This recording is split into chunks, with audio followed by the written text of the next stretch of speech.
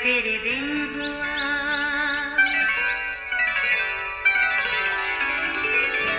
نیا پھر دن ہوا، پرانی رات کا کرے سو شکر ہم خدا کی ذات کا، خدا کی ذات کا نیا پھر دن ہوا۔ آج کی آیت، کیونکہ ہم اسی کی کاریگری ہیں اور مسیح یسوع میں ان نیک اعمال کے واسطے مخلوق ہوئے جن کو خدا نے پہلے سے ہمارے کرنے کے لیے تیار کیا تھا۔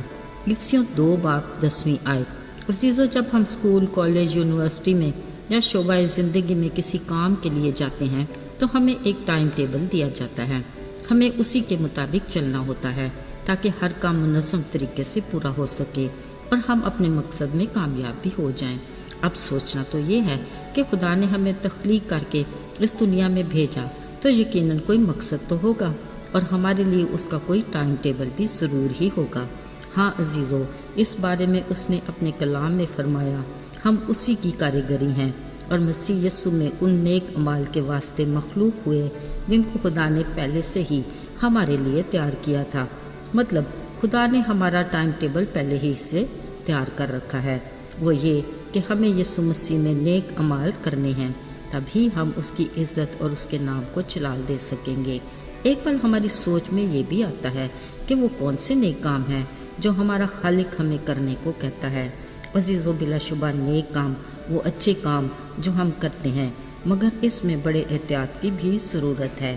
خیال رہے کہ نیک کام کے بھی 2 درجے ہوتے ہیں، ایک دکھاوے کے نیک کام اور دوسرا پوشیدگی میں کیے نیک کام۔ مثلا پڑوسی سے محبت، دشمن سے اچھا سلوک، بھوکے کو کھانا کھلانا، پیاسے کو پانی دینا، بیمار کی تیمارداری، ضرورت مند کی مدد، یتیم بیوہ کا خیال رکھنا وغیرہ۔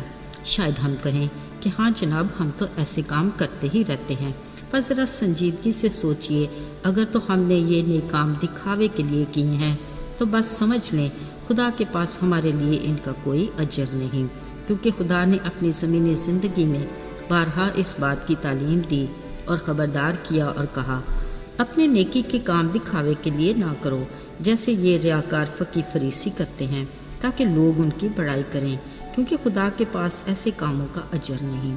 دوسری صورت میں اس نے کہا، اگر تیرا دایاں ہاتھ دیتا ہے تو تیرے بائیں ہاتھ کو خبر تک نہ ہو، یعنی خدا چاہتا ہے کہ اس کے دیے گئے ٹائم ٹیبل کے مطابق ہمارے نیک اعمال پوشیدگی میں ہونے چاہیے جو خدا کی نظر میں پسندیدہ ہوں، پھر ہی ہم اپنے اجر کے حقدار ٹھہریں گے۔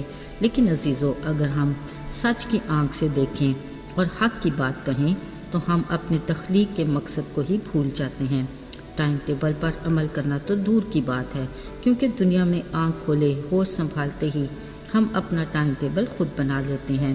مثلا بس معمول کے کام، کھانا پینا، تعلیم حاصل کرنا، دولت کمانا، خود کو دوسرے سے بہتر سمجھنا، عزت حاصل کرنا، اور اسی فکر اور جدوجہد میں ہم ہر جائز اور ناجائز کام کرتے ہیں اور کلام مقدس میں دیے خدا کے ٹائم ٹیبل اور خالق خدا کے اپنے تخلیق کے مقصد کو ہی بھول جاتے ہیں۔ عزیزو، اگر ہم یہ سوچتے ہیں کہ ہمارا کام تو خدا کو عزت دینا اور اس کے نام کو جلال دینا ہی تو ہے، خواہ کیسے ہی کیوں نہ ہو، یاد رہے ہماری یہ سوچ خدا کے کلام مقدس کے سراسر منافی ہے اور خالق خدا کی مرضی کے برخلاف بھی۔ اصل میں اس قادر خدا کے نام کو عزت اور جلال دینے کا فقط ایک ہی طریقہ ہے، اور وہ ہے ہمارے نیک کام۔ کلام مقدس اس کی واضح اور صاف الفاظ میں تلقین کرتی ہے، لکھا ہے، تمہاری روشنی آدمیوں کے سامنے چمکے تاکہ وہ تمہارے نیک کاموں کو دیکھ کر تمہارے باپ کی جو آسمان پر ہے تمجید کریں۔ عزیزو، یاد رہے، ایمان بغیر ایمال کے مردہ ہے، اور ایمان اور ایمال اس کے بڑے فضل کے بغیر ممکن نہیں۔ بطور مسیحی یہ ہماری ذمہ داری ہے کہ ہم نجات کی خوشخبری یعنی ایمان اور صلیب کے پیغام یعنی عمل، محبت اور معافی کی صورت میں دوسروں تک پہنچائیں۔ ساتھیو، اگر اب تک اپنی تخلیق کے مقصد کو بھولے ہوئے ہیں اور اپنے بارے میں خدا کے دیے ٹائم ٹیبل سے لا علم ہے، گھبرائیے نہیں، خدا ہمیں ہر بار اچھے موقع فراہم کرتا ہے۔ اب تو اس کا کلام ہمارے ہاتھ میں ہے، کلام کا مطالعہ کر کے اس کے کلام کی روشنی میں ہم اپنی راہوں کا انتخاب کر سکتے ہیں تاکہ ہم درست منزل پر پہنچ جائیں۔ عزیزو، یاد رہے ہم خواہ کتنے ہی مصروف کیوں نہ ہوں، خدا کے کلام کو پڑھنا یعنی اس کی باتوں کو سننا اور بلا ناغہ دعا کرنا یعنی اس سے بات کرنا ہماری نہ صرف روحانی بلکہ جسمانی زندگی کے لیے بھی بہتری، ترقی اور تازگی کا باعث ہے۔ آئیے دعا کریں۔ اے زندہ جلالی آسمانی باغ، آج ہم اس وقت جتنے بھی تیرے حضور حاضر ہیں، ہم اپنے دلوں کو تیرے سامنے انڈیلتے اور اپنی نیتوں کو تیری نگاہ میں رکھتے ہیں۔ تو ہمیں پرکھ، جانچ اور ہماری اصلاح کر۔ دیکھ ہم میں کوئی ایسی چیز، بات یا کام جو تجھے پسند نہیں، التجا کرتے ہیں کہ ہماری زندگیوں سے نکال پھینک۔ ہمیں اپنے بیٹے یسوع کے لہو سے پاک اور صاف کر اور ہمیں اپنے لائق بنا۔ یسوع کے مبارک اور بابرکت نام میں آمین۔